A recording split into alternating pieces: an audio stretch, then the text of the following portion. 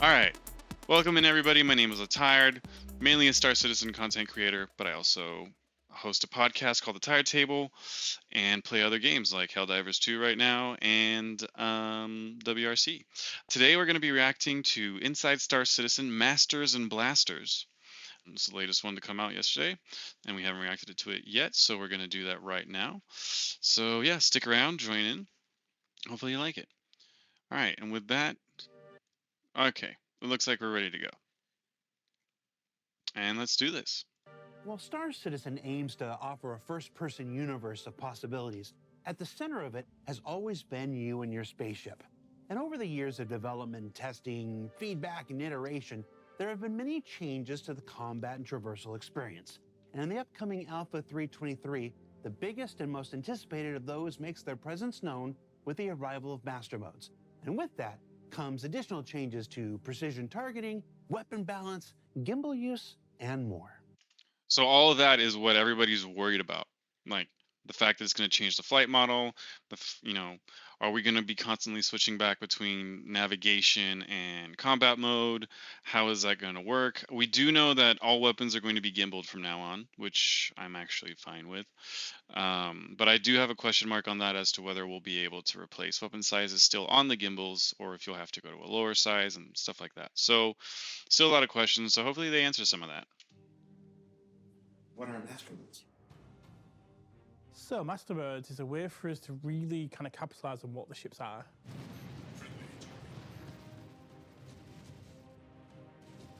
Basically, Master Modes are a new game feature that change all the combat experience inside the game.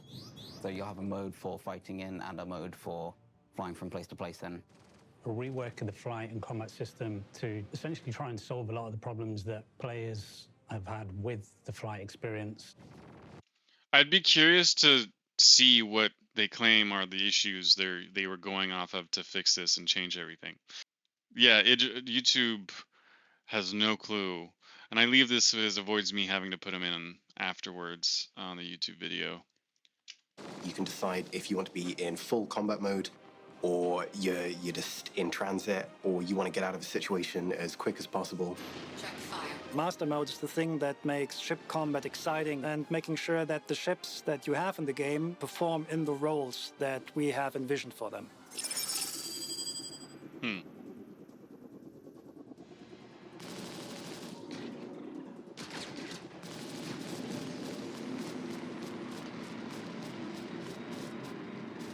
Since CitizenCon, we've been bringing Master Modes into Arena Commander. Progress has been quite good, showing off the new modes and letting people get their hands on it. Collecting the feedback, seeing how players respond to that online, by monitoring how players react on social channels. We've been testing internally a lot. It's a very limited selection of ships, but even so, people seem to like it.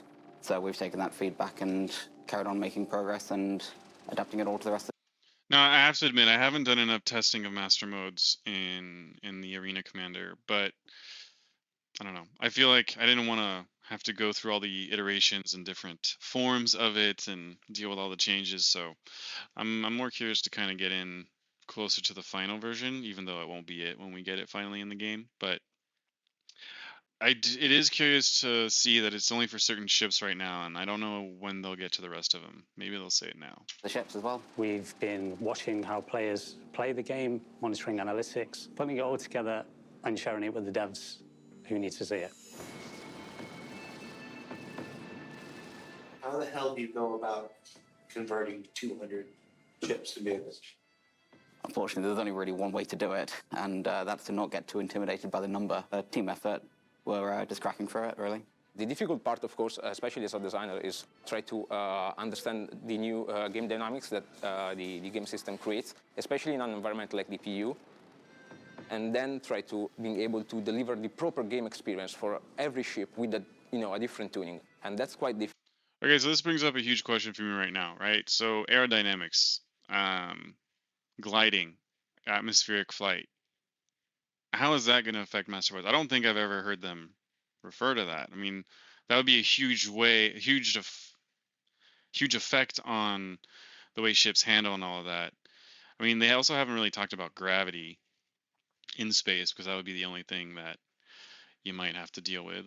But I don't know. I feel like this is more about balancing out combat and PvP in the verse than it is really, giving you a full experience. Difficult, but that's also what is really interesting about bringing up a new feature. So we're moving each individual ship into an archetype, and we're going to rebalance that ship to the archetype as a starting point. And then basically, once that's complete, we're going to add the individuality into each ship. Each ship has been given a full refresh, and we've looked at every ship in the game, assigned them a base archetype so that you know what you're getting into from the get-go.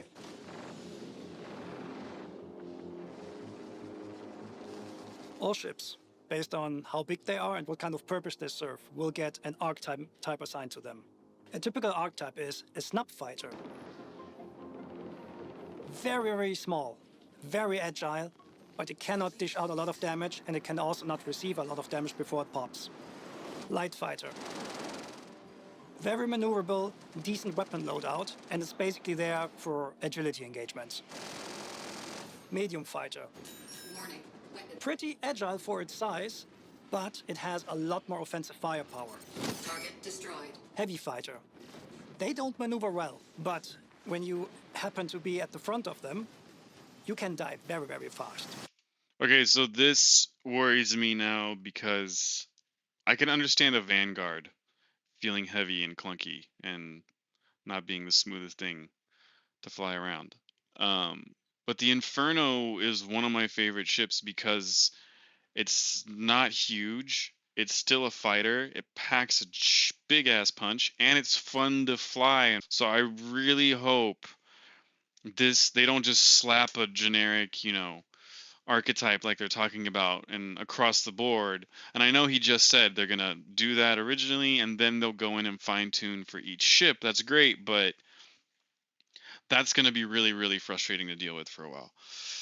The new system seems logical, but every category and classification has exceptions, so I wonder how varied the flight system. Exactly. Yeah. I think at first we won't get as much variation as we want, but as we go on, hopefully they understand that. But then that brings up my question again of like atmospheric flight, stuff like that. How is that going to affect being in navigation or master mode compared to what we have now? And are we going to see a difference in the way an M50 handles an atmosphere compared to a Gladius or an Arrow? I just want to know a little bit more about that. And actually, I'm curious to know if snub fighters will be any good in atmosphere. Actually, what's up, Mazda? Welcome in, buddy. Battlefield live stream when? Soon, TM. Now, these are basic tuning archetypes that we have for our fighter ships class, and all ships in that size will be assigned to one of these things.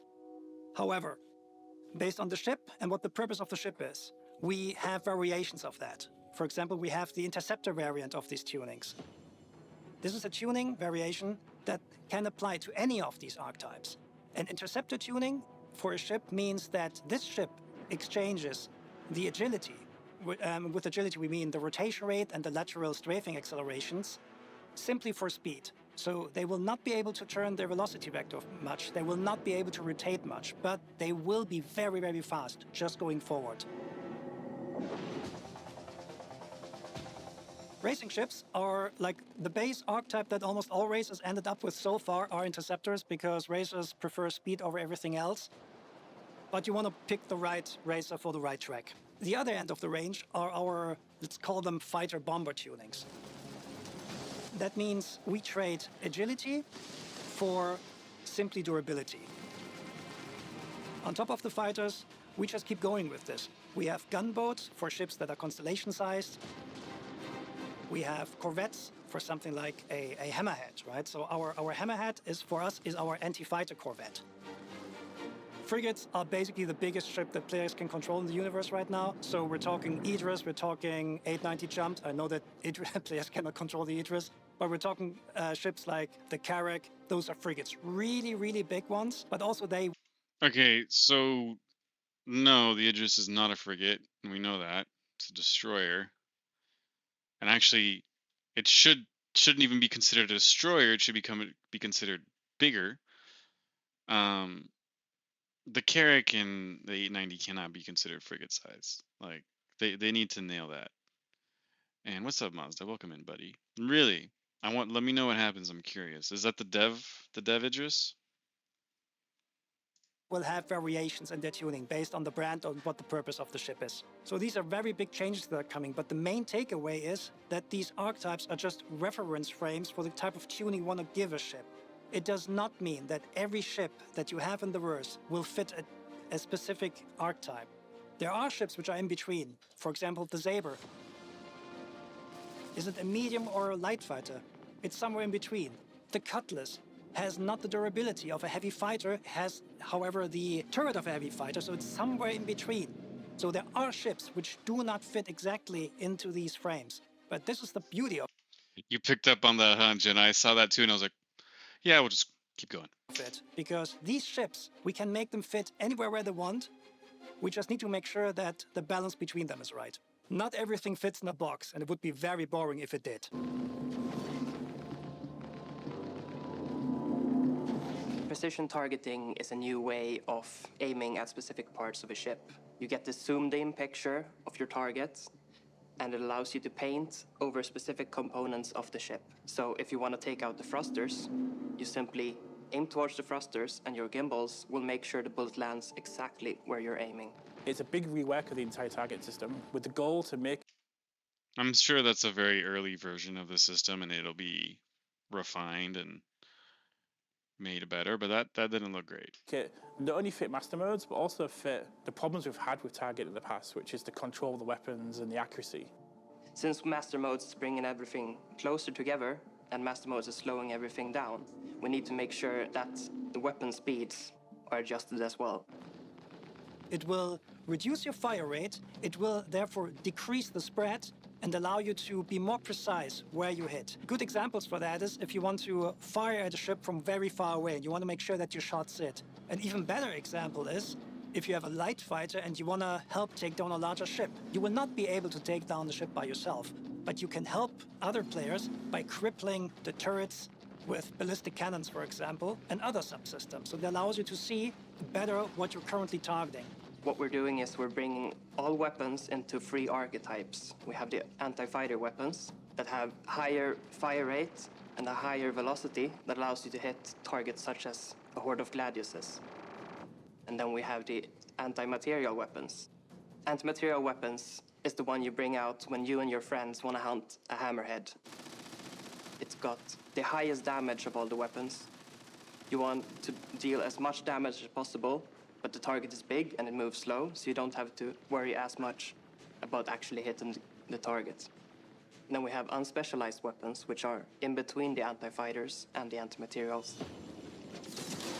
So this is better because it gives you a lot of options on how you want to attack the target. You can just, spray and pray that your shots are going to hit, or you can go into the precision targeting mode, see all the sub-targets that you have available, and then pick out which of these sub-targets you actually want to attack.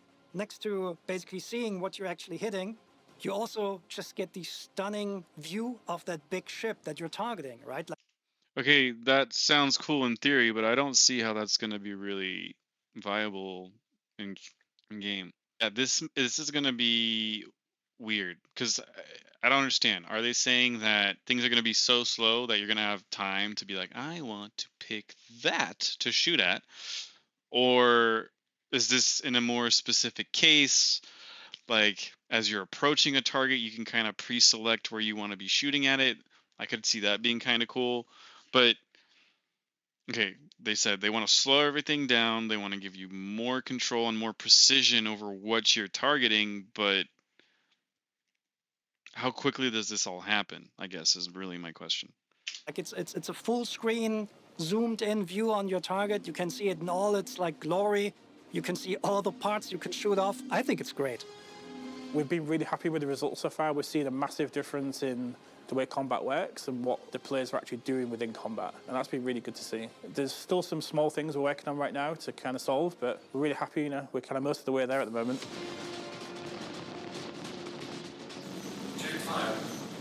The next big thing that the new aiming system has is the removal of the so-called N-1 system. That means that when you have a gimbal attached to a ship, the weapon attached to the gimbal goes down one size. At this point in time, after like lots of testing, we're pretty confident that we don't want the system anymore. So in the future, if you have a size 3 gimbal on your ship, it will carry a size 3 weapon. But we're actually going further with this, because from 3.23 onwards, you will not be able to mount fixed guns on your ship anymore. In addition to that, all the turrets, however, will get gimbals.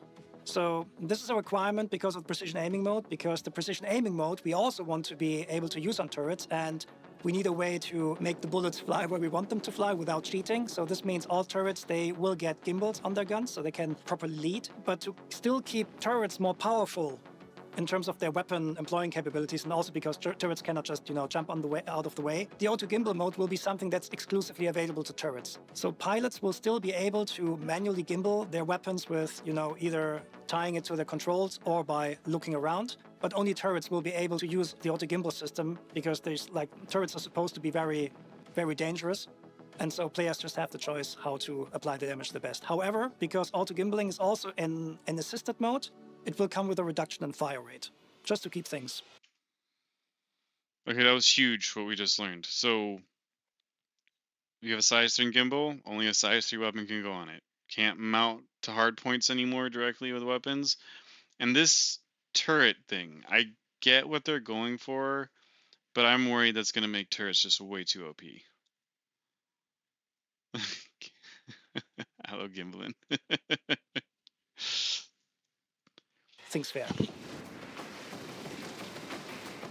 So the feedback, it has been going pretty well. We've been really happy with working with the community who's been playing this to kind of fine-tune it and make the changes needed, and we have made a lot of changes based upon these feedback.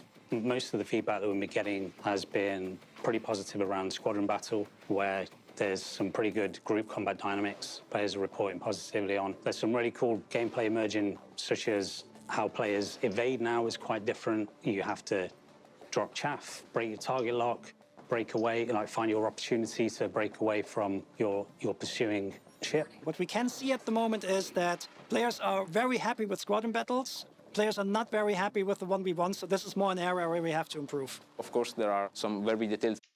Yeah, to go off of what Classical just said, yeah, you're entirely right. Turrets are already pretty powerful right now. I agree.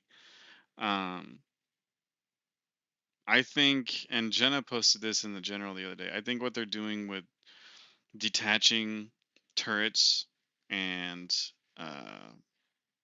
what the ship is doing at the same time, maybe allowing you to aim at people a little bit better, that's a good step in the right direction, but I'm really not convinced right now off of what I'm hearing. I don't know, this might be problematic. Feedbacks about some tuning choices, how we should make some type of archetypes better rather than not. But in general, it's going to be mostly appreciated. The players are really enjoying the different roles that we've got. The interceptors are quite successful. There's been some pretty good feedback around the Buccaneer. We've probably still got a little bit of work to do around the Lightfire class and 1v1s, but other than that, it's been pretty good. It means you can stay closer. You are much more in control of staying in a closer formation with other people that you're playing with. When we do our regular playtests, we can actually fly in our own version of a formation, and we can track targets without being several kilometers off each other. That's your version of a formation. Our version of a formation is generally, if we can see each other still and we're not accidentally shooting each other, I'd consider that a good formation. I'm not sure that's You'd kind of want the devs who are making the game to maybe be a bit more, organized and better at it. So that way, when you want to do it, it makes more sense. But I mean, that is something that sounds cool with Master Modes, is being able to, be a little bit closer to everybody. I think, okay, so this is me looking at it as a low flyer, but I think it could be really interesting for low flying. I'm worried though that you're gonna just be fucking just lowering the top speeds all across the board, and that I don't know if that's going to be the right step in the right direction, but I'm still on the fence with this. I think I need to research it a little bit more, but I don't know. Let's finish off this video and see. textbook definition of formation. I can see you and not crash into you. That's not a formation, Josh. It's a win if at least two of the four of us manage to make it away in one piece without any friendly fire incidents.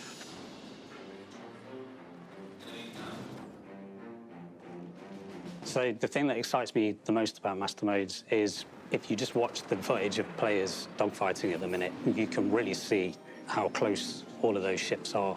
And it just feels so much more cinematic. It's really about the foundation of the whole flight experience moving forward. Because I fully understand that this isn't a game just about combat. We want to communicate that players who want to do combat, they'll go into the Master Mode for combat. But if you want to go from A to B, you've now got a mode where you can do that without being harassed as much.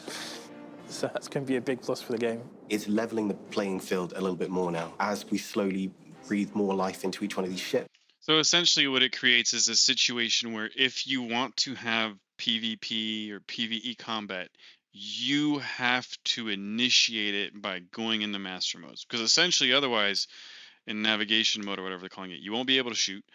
You'll be much quicker, but less maneuverable. Okay, that's fine. But so essentially, like, the idea is if somebody's chasing you down and you're trying to get away with a load of cargo, for example, well, if they want their only opportunity to attack you is that window they have where they can keep you in range until you get away. And then they would have to go into navigation mode to catch up, go back into master mode and have a very short window while you're pulling away to be able to fire, and so on and so forth. But then that brings up a really big question, but what about missiles? You're keeping distance away from people who don't want to necessarily get into a fight, but they can still fire missiles. So is the range of the missiles becoming shorter? Is that going to, so I don't know. If somebody has the answer to these questions, please shout them out in the chat. But I don't know. This brings up more questions and issues for me than I feel like it solves. You're going to know this ship like the back of your hand. People seem to like how much more frantic and intimate all the fights are in the Arena Commander testing that we've done so far. And I'm looking forward to hearing people's thoughts once we've rolled it out across all the ships.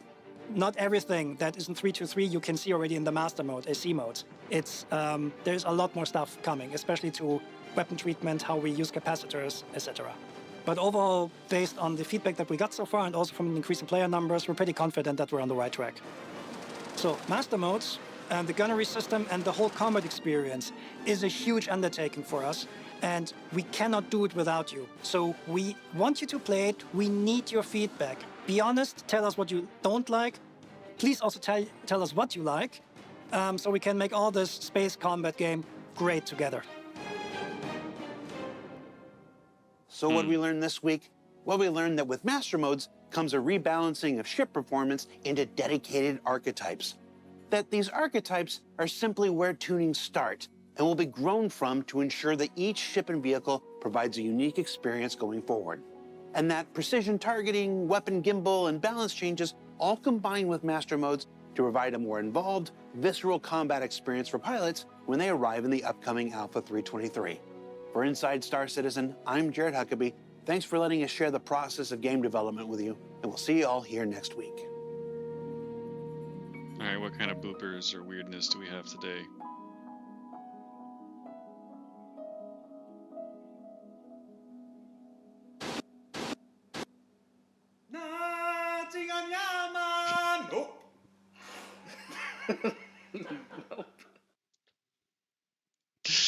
Okay, all right. So let's talk about that real quick. So, like I was saying, I think this brings up a lot more questions. I'm curious to see whose feedback they're going off of. And now I feel like a dick because I should probably have been paying more attention in Arena Commander and putting more time into it. This now has made me actually want to go spend more time in Arena Commander. So after and a little bit later, maybe I'll do that. But to talk about this real quick, I think it's interesting. I think it's something that I don't think is going to kill the game in any way, shape, or form. And this is a progression that they're going to be building off of. This is the foundations. So, but like I was saying earlier, I have a lot of questions now. Like, okay, I understand the idea is to keep some distance between people who don't want to necessarily fight or give them the opportunity to get away without getting shot down. But how is that going to affect the NPCs? Are they going to be affected by master modes and navigation mode and combat mode? Are you going to be all of a sudden shoot an NPC and then he switches to navigation mode, boom, he's gone. You're just like, well, shit, what do I do now? I don't know, maybe these seems like small and stupid trivial questions, but I think that's something that I hope they've thought about. I'm just thinking about it now. That being said, I also am worried about the overall enjoyment of flying a ship, right? I love flying in this game. It gives you a feeling that no other game really can, except for maybe DCS. DCS is an amazing flight sim, but it's different, right? It's not supposed to be in space and all that. So, like I said earlier, I have huge questions around what is this going to do for atmospheric flight, aerodynamics, and all of that. Is there going to be is it going to change something? Is it going to seriously affect it? I'm curious about low flying the most because I feel like you would just go into master mode or into combat mode, and that's what would be the most, maneuverable. But then what's that speed limit? Is it really going to be a pain in the ass? Like, a lot of questions. I'm going to have to go do some more testing of this, and I'll definitely do it on the stream. But all right, thank you everybody for joining me for this react. I really appreciate it. Make sure to leave a like and subscribe, and yeah, I'll see you